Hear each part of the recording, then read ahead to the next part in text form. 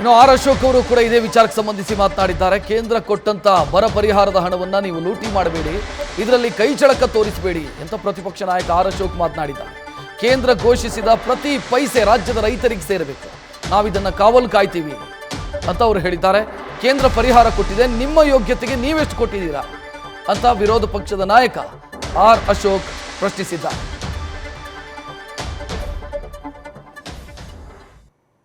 ಕರ್ನಾಟಕದ ಹಣವನ್ನ ಲೂಟಿ ಹೊಡಿತಾ ಇದ್ದೀರಾ ಅಂತ ಎಲ್ಲರೂ ಹೇಳ್ತಾ ಇದ್ದಾರೆ. ವಿರೋಧ ಪಕ್ಷಗಳು ಆಪಾದನೆಗಳನ್ನು ಮಾಡ್ತಾ ಇದ್ದಾರೆ. ರಾಜ್ಯದಲ್ಲಿ ಮಹಾರಾಷ್ಟ್ರ, ಮಧ್ಯಪ್ರದೇಶ್, ಬೇರೆ ಬೇರೆ ರಾಜ್ಯಗಳಿಗೆ ಇಲ್ಲಿನ ಲೂಟಿ ಹೊಡೆದಂತ ಹಣವನ್ನ ಕಳಿಸ್ತಾ ಇದ್ದೀರಾ. ಇದು ಬರಕ್ಕೆ ಸಂದರ್ಭ ಬಂದಂತ ಹಣ. ಇದರಲ್ಲೂ ಏನೇನ ಕೈ ಚಳಕ, ಇದನ್ನ ಡಿಬಿಟಿ ಮುಖಾಂತರನೇ ಕಳಿಸ್ಬೇಕು. ಆದ್ರೆ ಇದರಲ್ಲೂ ಏನಾನ ಕೈ ಚಳಕ ಮಾಡಿ ದುಡ್ಡು ಹೊಡೆಯೋ ಅಂತ ಕೆಲಸವನ್ನ ಮಾಡಬಾರ್ದು. ನಾವು ಇದನ್ನ ಕಾವಲು ಕಾಯ್ತೀರಿ. ಪ್ರತಿಯೊಂದು ಪೈಸೆನೂ ಕೂಡ ಕೇಂದ್ರ ಸರ್ಕಾರದಿಂದ ಬಂದಿರುವಂತಹ ಪ್ರತಿಯೊಂದು ಪೈಸೆನೂ ಕೂಡ ಬರದಲ್ಲಿ ನೊಂದಿರ್ತಕ್ಕಂಥ ರೈತರಿಗೆ ಅವರ ಅಕೌಂಟ್ಗೆ ನೇರವಾಗಿ ಸೇರ್ಬೇಕು.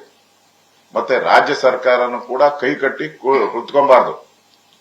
ಹಿಂದೆ ನಮ್ಮ ಸರ್ಕಾರ ಇದ್ದಾಗ ನಾವು ಏನು ಬರದ ಹಣವನ್ನ NDRF ರೂಲ್ಸ್ ಪ್ರಕಾರ ಏನ್ ಕೊಡಬೇಕಾಯಿತು ಅದು ಡಬಲ್ ಅಮೌಂಟ್ ಕೊಟ್ಟಿದ್ದೀವಿ ನಾವು ಎಲ್ಲ ಕಡೆ.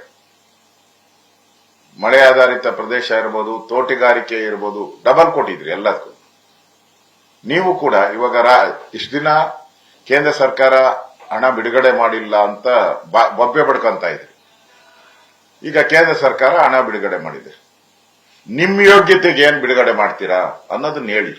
ನಿಮ್ಮ ಯೋಗ್ಯತೆಗೆ, ನಮ್ಮ ಯೋಗ್ಯತೆಗೆ ನಾವು ಡಬಲ್ ಕೊಟ್ಟಿದ್ರಿ. ಅವಾಗ ಬಿಜೆಪಿ ಸರ್ಕಾರದ ಯೋಗ್ಯತೆಗೆ ಡಬಲ್ ಕೊಟ್ಟಿದ್ರಿ.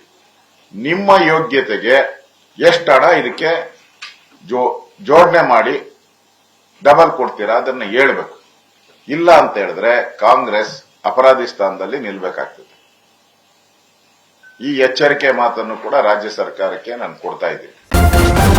ನ್ಯೂಸ್ ಫಸ್ಟ್ ನಿರ್ಭೀತಿಯಿಂದ ನಿಮ್ಮ ಪರವಾಗಿ.